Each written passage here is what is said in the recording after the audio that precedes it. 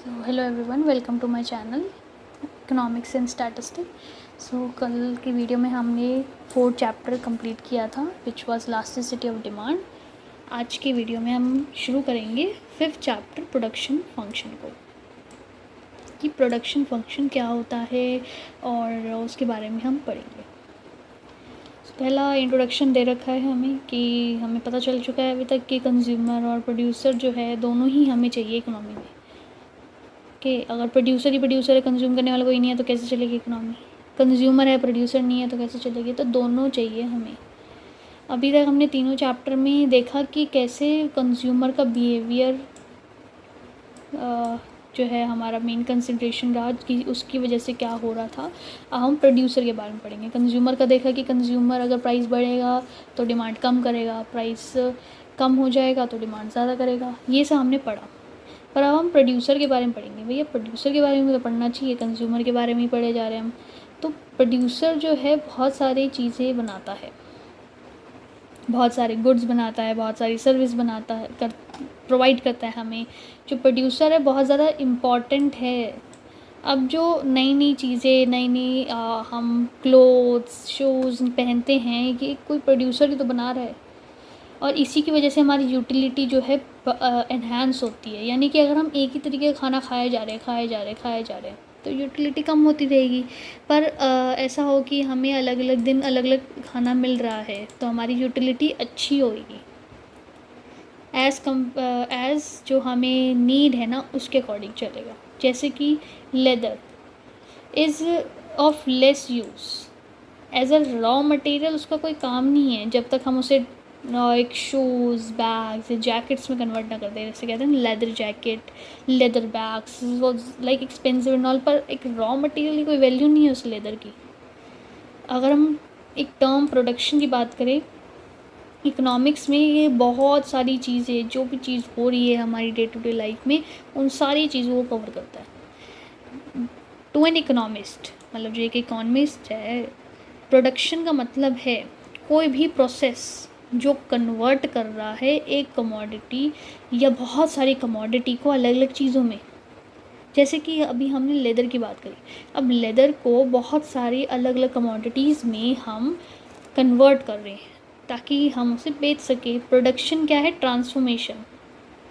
जैसे होता है ना एक ट्रांसफॉर्मेशन। अब आज के टाइम में तो नॉर्मल ह्यूमन भी ट्रांसफॉर्मेशन हो रहे हैं। जैसे कि वो खुद का ट्रांसफॉर्मेशन करना, जैसे बाल वगैरह कटवा के कुछ वो सब करवाना फेशियल्स वगैरह पे, तो वो भी ट्रांसफॉर्मेशन है। तो वैसे ही प्रोडक्शन में भी ट्रांसफॉर्मेशन चाहिए इनपुट्स से आउटपुट तक जाने में। जैसे कि एक टू मैन्युफैक्चर शू, एक जूता बनाने में हमारे को लेदर चाहिए, नेल चाहिए, लैंड चाहिए, लेबर चाहिए, कैपिटल चाहिए, सर्विसेज चाहिए एंटरप्रेन्योर की, और बहुत सारी चीज़ें हमें चाहिए। इन सब चीज़ों की वजह से एक शू मैन्युफैक्चर हो पाता है। ठीक है, तो ये है हमारा प्रोडक्शन। अब प्रोडक्शन फंक्शन क्या होता है? एक रिलेशनशिप है इनपुट और आउटपुट के बीच में। एक रिलेशनशिप है इनपुट और आउटपुट के बीच में एक फर्म में, इकोनॉमिक्स में। इन रिलेशनशिप को हम कहते हैं प्रोडक्शन फंक्शन। अब प्रोडक्शन का तो जो ना जैसा नाम वैसा ही पता चल रहा है ना, कुछ इनपुट कुछ डालेंगे तभी तो कुछ आउटपुट आएगा। जब तक हम कुछ इन्वेस्ट ही नहीं करेंगे, जब भी हम कोई रॉ मटेरियल को यूज़ ही नहीं करेंगे, तब तक आउटपुट हमें मिल ही नहीं पाएगा, राइट।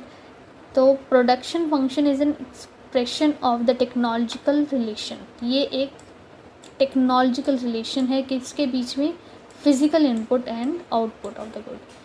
जो इनपुट्स हम यूज़ करें जैसे कि टूल्स, रॉ मटेरियल्स और लैंड, कैपिटल, ये सारे हमारे फिज़िकल इनपुट्स है। इनको हम यूज़ कर रहे हैं ताकि हम एक आउटपुट बना सकें। सिम्बॉलिकली हमारा O x is equals to f in bracket में आई 1 2 3 एंड ओ एक्स तो हमारा आउटपुट है, क्योंकि इन रिज़ल्ट तो हमें आउटपुट मिल रहा है, तो फाइनल चीज़ तो आउटपुट है। एफ़ तो हमारा फंक्शनल रिलेशन है। एफ़ क्या शो करता है कि इनके बीच में एक फंक्शनल रिलेशनशिप है। और I1 I2 IN ये सारे हमारे इनपुट जो हम डाल रहे हैं, कैपिटल, लेबर, रॉ मटेरियल और बहुत सारी चीज़ें, जैसे कि आजकल पैकेजिंग का हो सकता है, एडवर्टीज़मेंट का हो सकता है, कुछ भी हो सकता है। ठीक है, तो ये हमारा था प्रोडक्शन फंक्शन। अब इसका एग्जांपल क्या होगा? जैसे कि एक फर्म है वो चेयर बनाती है, 2 इनपुट ले रही है जैसे कि लेबर और कैपिटल, ठीक है, एल और के। तो हमारा जो फंक्शन होगा कैसे लिखा जाएगा, ओ ऑफ चेयर्स, यानी कि आउटपुट ऑफ चेयर कैसे मिल रहा है with functional relationship between labour और कैपिटल। अब जो प्रोडक्शन फंक्शन है वो मैक्सिमम चेयर बताएगा हमें, जो उस लेबर उतने कैपिटल के साथ हम बना सकते हैं। अगर प्रोडक्शन फंक्शन दिखा रहा है 250 is equals to 7L2K bracket में, तो यानी कि हम 250 चेयर बना सकते हैं अगर 7 लेबर और 2 कैपिटल उस पर लगाई जाए, ठीक है। तो अब प्रोडक्शन फंक्शन के बारे में थोड़ा और अगर हम जानें तो जो प्रोडक्शन फंक्शन है वो क्या करता है, स्पेसिफाई करता है या तो जो मैक्सिमम आउटपुट है वो बनाया जा सकता है उन इनपुट्स वगैरह के साथ, या फिर मिनिमम क्वांटिटी इनपुट्स की बताता है कि इतनी तो चाहिए होगी।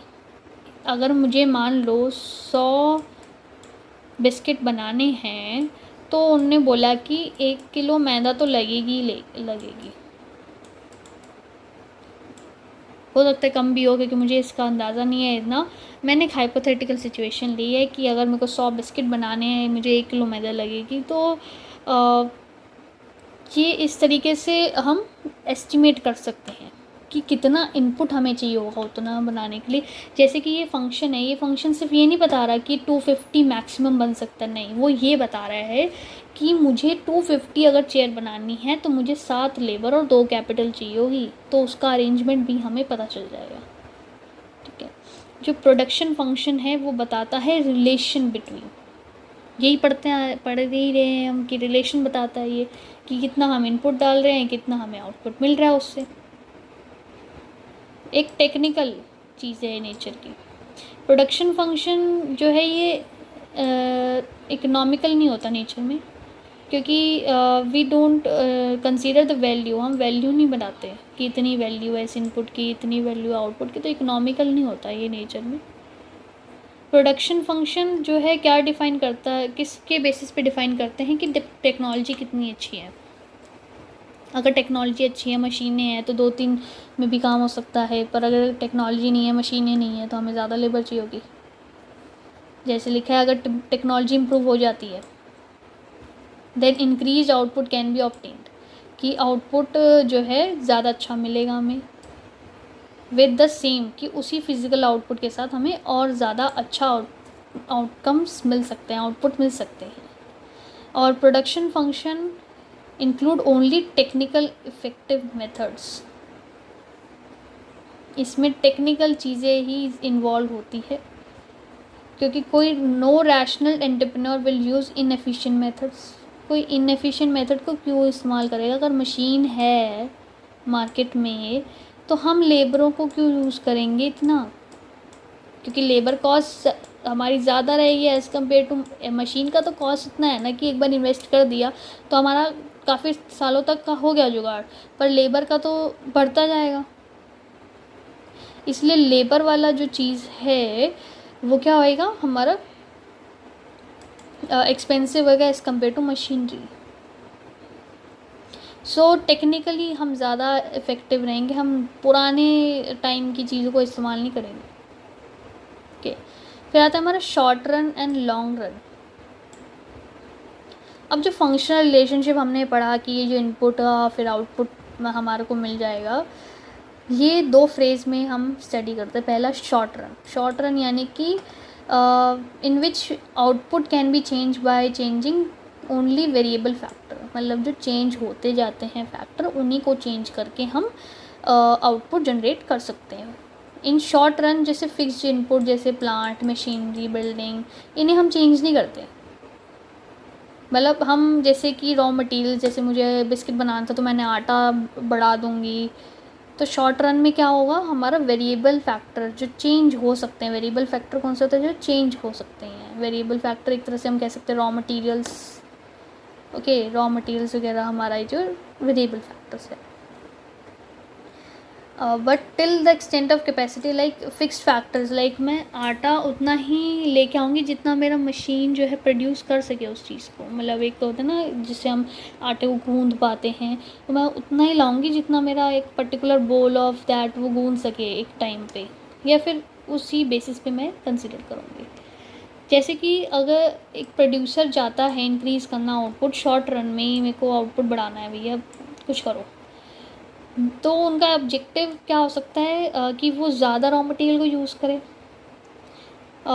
वर्कर्स को भी बढ़ा सकते हैं क्योंकि वो भी वेरिएबल फैक्टर है। हमारे पास प्लांट वगैरह उतना ही है, मशीनरी वगैरह उतनी है। अगर मान लो बिस्किट बना रही हूँ तो मैं हो सकता है कि लेबर बढ़ा दूँ, कि एक और बंदे को रख लूँ कि चल हाँ तू भी हाथ बटा दे। पर मैं ऐसा तो नहीं कि जहाँ पर जैसे मान लो अगर घर पे बना रही हो तो मैं घर पे 2 लोग तो काम कर सकते हैं, 2 क्या 4 का 5 काम कर सकते हैं, ठीक है। तो उस बिल्डिंग में, उस प्लांट के, उस इक्विपमेंट, अब इक्विपमेंट हमारा जो है थोड़ा बड़ा होना चाहिए। One can not immediately expand, एकदम से हम फैक्ट्री वगैरह को एक्सपैंड नहीं कर सकते ना, एकदम से नया इक्विपमेंट वगैरह नहीं ला सकते। तो जो शॉर्ट रन होते हैं उसमें हम फिक्स फैक्टर्स को सेम ही रखते हैं और वेरिएबल फैक्टर्स जो है वो चेंज हो रहे हैं कि शॉर्ट, क्योंकि इतने शॉर्ट पीरियड ऑफ टाइम में हम नहीं कंसिडर कर सकते फिक्स्ड फैक्टर्स को, ओके, मतलब चेंज भी नहीं कर सकते हम। लॉन्ग रन में क्या होता है जिसमें हम फिक्स्ड फैक्टर्स को चेंज कर सकते हैं, दोनों ही चीज़ों को, वेरिएबल और फिक्स दोनों को ही हम चेंज कर सकते हैं। In which output can be change by changing all factors, सब कुछ ही चेंज कर दिया। लॉन्ग रन यानी कि जो लॉन्ग इतना लंबा है कि फर्म एडजस्ट कर सके अपने इनपुट्स वगैरह को, अरेंज वगैरह कर सके। लॉन्ग रन में फर्म फैक्ट्री साइज़ चेंज कर सकता है, नई नई टेक्निक्स को अडॉप्ट कर सकता है, नई मशीनें खरीद सकता है, बहुत सारी चीज़ें। अब शॉर्ट रन और लॉन्ग रन में मेन चीज़ें क्या है, शॉर्ट रन और long run does not refer like calendar period नहीं होता, और ये फिक्स नहीं है कोई ऐसा कि नहीं 1 साल लॉन्ग रन हो गया, शॉर्ट रन यानी कि लेस देन 1 ईयर, ऐसा कुछ नहीं है कि हमारा कोई फिक्स्ड है। द पीरियड जो है रेदर अ फंक्शनल, एक फंक्शनल कंसेप्ट है, डिपेंड करता है कि प्रोडक्शन की कंडीशन क्या है, फॉर्म पे डिपेंड करता है किस तरीके की फॉर्म है हमारी। जैसे कि a period of 10 year may be short run period for a steel industry, steel industry के लिए तो 10 साल बहुत कम ही है, पर बहुत लंबा होएगा अगर एक वीट प्रोड्यूसर है उसके लिए तो बहुत लंबा पीरियड है, लॉन्ग टर्म है। तो ऐसा कोई फिक्स नहीं है, ये डिपेंड करता है कि हम प्रोड्यूस क्या कर रहे हैं, फॉर्म किस चीज़ पे, लाइक फॉर्म की कंडीशन क्या है, उन चीज़ों पे डिपेंड करता है। और मार्केट भी है हमारी, तो मार्केट हमारी इकोनॉमी ग्रो कर रही है नहीं कर रही, तो इस पर भी डिपेंड करता है। बहुत से फैक्टर्स होते हैं, इन्होंने वो कंसिडरेशन नहीं लिया है, बट बहुत से फैक्टर्स होते हैं जिन पे डिपेंड करते हैं। फिर हमारा आता है difference, this is like important, short run और लॉन्ग रन में डिफरेंस बताओ क्या होता है। तो शॉर्ट रन का मतलब क्या है, जिसमें हम सिर्फ वेरिएबल फैक्टर को चेंज कर रहे हैं। लॉन्ग रन में हम सारे ही फैक्टर्स को चेंज कर रहे हैं। क्लासिफिकेशन में फैक्टर्स को क्लासीफाई करा जाता है एज फिक्स्ड एंड वेरिएबल, और इसमें तो ऑल फैक्टर्स वेरिएबल ही होते कि सबको चेंज कर सकते हैं, तो सभी वेरिएबल है।